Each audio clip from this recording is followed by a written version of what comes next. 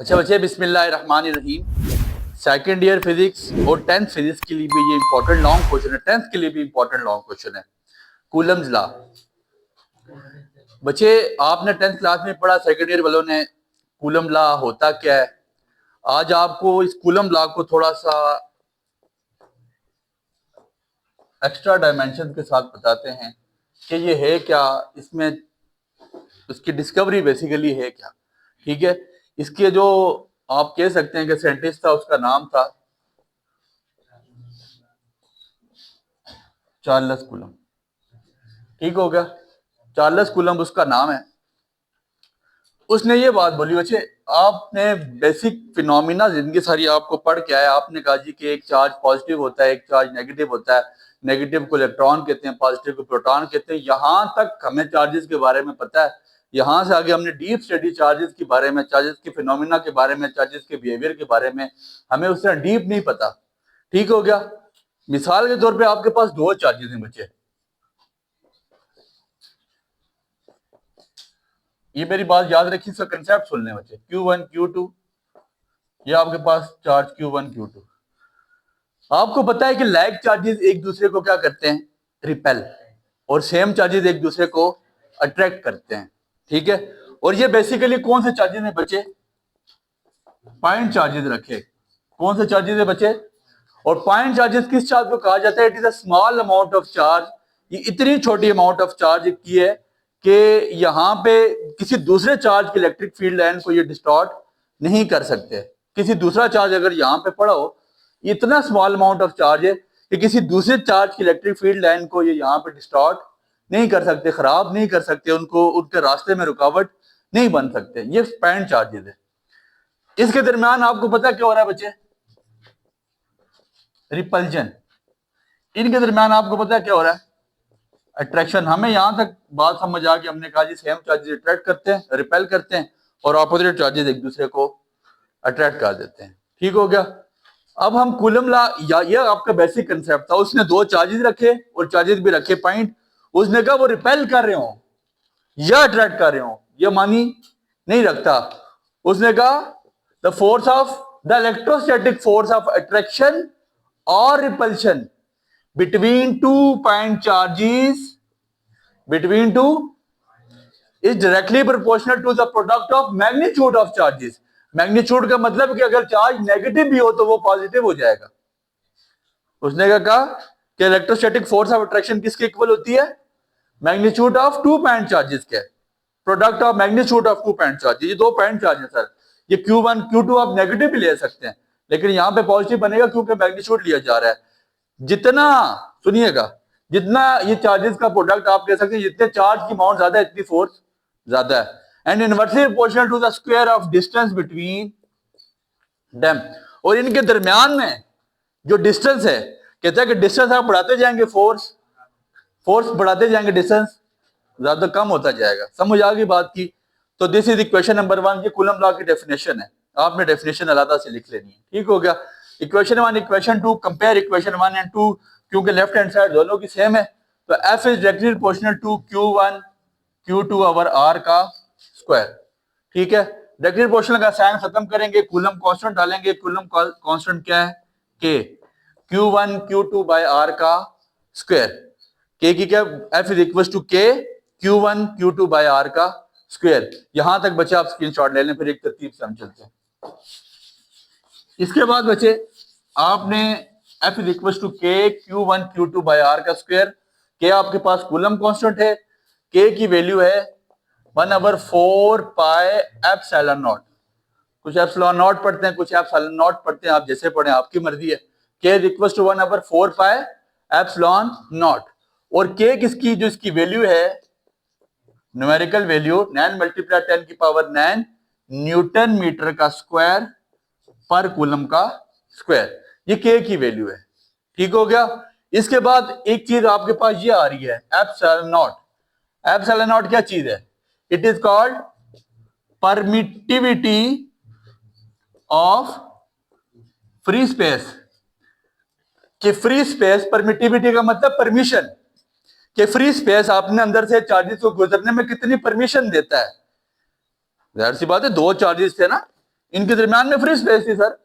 अब ये free space में, अगर इस फ्री स्पेस में आप मिसाल फर्ज कर लेते हैं, ये हमारे पास ये फ्री स्पेस है, इसमें फिर भी हवा की रगड़ तो मौजूद है। आपने जिंदगी, अच्छा एक चीज देखें, आपने देखा होगा बचपन में ना, हम छोटे होते थे तो हम एक हाथ पे अपने वो पेन रगड़ते थे और फिर कागज से हम नीचे कागज के वो थोड़े फाड़ के टुकड़े नीचे रखते थे, तो वो करते थे तो एकदम कागज अट्रैक्ट करता था उसको। ठीक है, ये इलेक्ट्रोस्टैटिक इंडक्शन की प्रॉपर्टी है कि किसी को, अगर आप एक बॉडी को आप फ्रिक्शन में लेके आए, रगड़ करें, तो उसमें चार्जेस थोड़ी देर के लिए प्रोड्यूस हो जाते हैं। फिर एक और मिसाल, आप कंघा कर रहे हो ना, तो खासी देर अगर आप उसको करें तो बाद जब आप कंघा दोबारा बाल के पास लेके जाएंगे तो वो उसको अट्रैक्ट करेगा, लेकिन थोड़ी देर के लिए वो चार्ज होता है। ये नहीं है कि आपने वो खुद से बिजली बनाने लगे हैं, लेकिन ऐसा नहीं है। इलेक्ट्रोस्टैटिक इंडक्शन की ये प्रॉपर्टी है। समझ आ गई बात की? तो एप्सिलॉन नॉट क्या है? परमिटिविटी ऑफ फ्री स्पेस, खाली जगह कितनी परमिशन देता है कि वहां से चार्जेस का गुजर हो सके। एप्सिलॉन नॉट की आपके पास वैल्यू क्या है? 8.85 क्रॉस 10 की पावर -12। यहां पर न्यूटन मीटर का स्क्वायर नॉमिनेटर में, आप इसको डिनोमिनेटर में ले जाएं, कूलम का स्क्वायर अवर न्यूटन मीटर का स्क्वायर। ये आपके पास एप्सिलॉन नॉट की वैल्यू आ गई। Epsilon not is called permittivity of free space, और एप्सिलॉन नॉट की वैल्यू ये यहां तक 10th क्लास भी लाजमी लिखे, एप्सिलॉन नॉट की वैल्यू वो लाजमी लिखे। इसके बाद vector form of coulomb law, अगली हेडिंग आपने जो देनी है ना, अगली हेडिंग जो आपकी बनती है वेक्टर फॉर्म ऑफ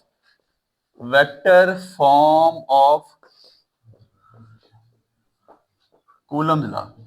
ठीक है जी, आपको पता है फोर्स यहां पे किसकी इक्वल हो जाएगी? मैग्नीट्यूड, ठीक है, इनटू यूनिट वेक्टर एफ। ठीक है, एफ। ठीक है, यहां पे फोर्स का formula magnitude into unit vector of F. ये है क्या चीज? इसके बारे में आपको छोटी सी मिसाल देके बताता हूं बच्चे। ये आपके पास दो सेम चार्जेस है, लाइक चार्जेस हैं, ये Q1 है और ये Q। इनके दरमियान कौन सी फोर्स है? इनके दरमियान जो फोर्स पाई जा रही है उस फोर्स का नाम है म्यूचुअल फोर्स। सर दोनों एक दूसरे को अपने से दूर, ये इस पे फोर्स लगा रहा है, ये इस पे फोर्स लगा रहा है, पीछे हो भाई किधर जा रहा है तू, मेरे पास तो नहीं आ सकता, क्योंकि हम दोनों सेम हैं, हम एक दूसरे को रिपेल करेंगे। ये आपस में कौन सी फोर्स है बच्चे? Mutual force.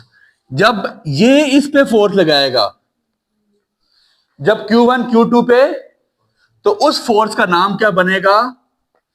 F21। जिस पे फोर्स लग रही है उसको पहले लिखेंगे, जो लगा रहा है उसको बाद में लिखेंगे, F21। और F21 यहां पे मैं अगर लिखूं, आपको इस पे एतराज नहीं होगा, 1/4 pi epsilon naught Q1 Q2 by R का स्क्वायर। ये किसकी वैल्यू आ गई? फोर्स की, into unit vector F. Unit vector आपके पास क्या है? R21। मैंने R के नाम से उसको लिख लिया। समझ आ गई बात की? फिर दो पॉइंट चार्जेस बचे, ये Q2 और ये Q1। अगर ये चार्ज इस पे फोर्स लगाए, अगर Q2 Q1 पे फोर्स लगाए, तो उसका क्या नाम हो जाएगा? F1। जिस पे फोर्स लग रही है वो पहले, जो फोर्स लगा रहा है वो बाद में। तो F12 बेसिकली फिर आप किसकी इक्वल आ जाएगा? 1/4 pi epsilon naught Q1 Q2 by R का स्क्वायर इनटू यूनिट वेक्टर। आपके पास यूनिट वेक्टर क्या आ जाएगा? R12 का, इसके ऊपर केव डाल देते हैं यूनिट वेक्टर की। समझ आ गई बात की? यहां से एक चीज हमें पता चल गई कि F12 बराबर है F21 के, लेकिन साथ साइन कौन सा आएगा? माइनस का, क्योंकि एक दूसरे के अपोजिट है। तो ये चीज आपकी बुक पे हुई हुई है, लेकिन आपने डायग्राम बना के बतानी है, आपको समझ नहीं आ रही बुक पे कि ये कैसे आया। तो यहां पे आपने बता दिया कि F12 फोर्स जो है वो किसके अपोजिट है? F21 के। साथ साइन डाल देना है माइनस का, माइनस का साइन शो करता है कि अपोजिट है, और माइनस का साइन शो करता है न्यूटन के थर्ड लॉ को, action and reaction are equal in magnitude. Sir ये दोनों एक दूसरे पे एक्शन लगा रहे हैं, ठीक है? Action and reaction are equal in magnitude but opposite in direction. समझ आ गई बात की? यहां तक आपने लिख के, इसके बाद भी आपकी बुक खामोश नहीं हो रही, उसको आगे ब्रीफ करिए, तो हम भी उसको थोड़ा सा आगे लेके चलते हैं। ये जैसे लिखवाया जा रहा है बच्चा, आपने इसको ऐसे ही करना है और इसी तरह आपसे टेस्ट लिया जाएगा। ठीक है जी। Permittivity of medium in Coulomb's law. बच्चे सुनिएगा, आपके पास है 2 पॉइंट चार्जेस। सुने, 2 पॉइंट चार्जेस है। अभी इनके दरमियान में फ्री स्पेस थी, यहां पे इनके दरमियान में अभी कुछ भी, मैंने यहां पे एक इंसुलेटर डाल दिया। क्या डाल दिया? इंसुलेटर चार्जेस के फ्लो में रुकावट बनेगा। मतलब क्या? परमिटिविटी ऑफ मीडियम, कोई भी मीडियम डाल दो। जैसे आपको लॉन्ग पढ़ाया गया था कैपेसिटेंस बिटवीन 2 प्लेट कैपेसिटर्स में, कि यार कोई ना कोई हम इस पे मीडियम डाल देते हैं। जो यहां पे मैंने मीडियम डाला है, ठीक है जी, जो यहां पे मीडियम मैंने डाला है, ये बेसिकली इंसुलेटर है। अब कहता है जी कि अब आपकी चार्जेस के बिहेव कैसा होगा, अब आपका चार्ज किस तरह उठ के, जब आपने मीडियम डाल दिया तो फिर कैसे बिहेव करेगा, फिर किस तरह उठ के दूसरे चार्ज के करीब जाएगा। समझ आ गई बात की? तो यहां पे F R relative medium which is equal to F over epsilon R. Epsilon R, epsilon R क्या है? वो था permittivity of free space. Epsilon R है परमिटिविटी ऑफ मीडियम। क्या? Permittivity of medium. Epsilon R क्या है? Permittivity of medium. ठीक है जी। और एप्सिलॉन नॉट क्या है? Permittivity of free space. अब मीडियम कितनी आपको इजाजत देगा कि आप उसमें से चार्जेस को फ्लो करवा सकें। अब इंसुलेटर मीडियम ऑफ कोर्स आपको इजाजत नहीं देगा, ऐसे ही है। तो आपकी बुक यहां पे क्या लिखती है? F R which is equal to F की जगह क्या डाल देंगे? कूलम लॉ की value 1/4 pi epsilon naught Q1 Q2 by R का स्क्वायर इनटू एप्सिलॉन आर। तो ये आपके पास क्या बन जाएगी? F R which is equal to 1/4 pi epsilon naught epsilon R Q1 Q2 over R का स्क्वायर। ये आपके पास रिलेटिव मीडिया की वैल्यू आ गई, जो अगर हम मीडियम लगाएंगे कूलम लॉ के दरमियान में, दो चार्जेस के दरमियान में अगर कोई मीडियम रखेंगे तो वो उसको फ्लो करने की कितनी इजाजत देगा, इसको हम मटेरियल मीडिया का नाम देते हैं। आप मटेरियल मीडिया लिख लें या मीडियम लिख लें, simple permittivity of medium in coulomb law. Most important long question है, फिर बता रहे हैं। कूलम लॉ ना 10th के लिए अवॉइड किया जा सकता है और ना ही सेकंड ईयर के लिए अवॉइड किया जा सकता है। लोग सोचते हैं यार कि छोटा लॉन्ग है शायद ना आए, लेकिन ये इंपॉर्टेंट लॉन्ग क्वेश्चन है, 10th के लिए भी बड़ा इंपॉर्टेंट लॉन्ग क्वेश्चन है। उम्मीद करते हैं आपको ये लॉन्ग क्वेश्चन समझ आया होगा। दुआ में याद रखें। Stay updated. Like, subscribe, and comment.